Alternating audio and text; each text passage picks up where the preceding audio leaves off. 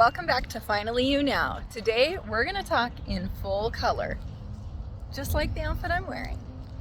So, back in the day, I really struggled with black and white thinking. Have you ever heard of this term?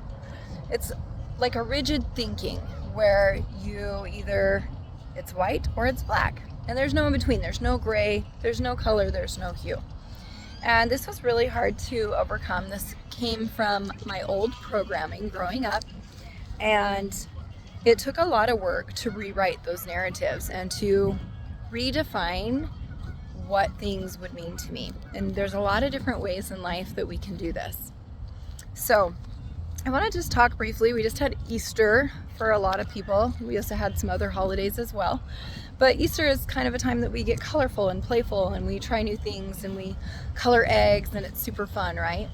And so I want to talk about how do we color outside the lines? How do we bring color into our lives? And how do we allow ourselves to be colorful as well? So a lot of times for me, I felt like I had to be a certain way. And sometimes this comes from expectations from others. Sometimes this comes from my own expectations. And it could be our own rigidity within ourselves. Like, I can only do this, or I never do this. Right? And the truth is, nobody always or never does things.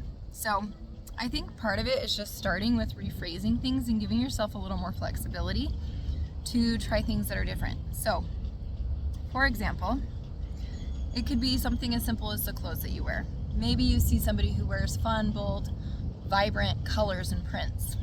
Kind of like my fun jacket, right? And you think, I could never wear that. Maybe you wear a lot of blacks or neutral tones. Maybe just pick one color and start adding it in and see how you feel when you wear it. If it changes your mood, if it adds to your energy. And just try slowly adding new things. Maybe it's rigidity with your time and your schedules.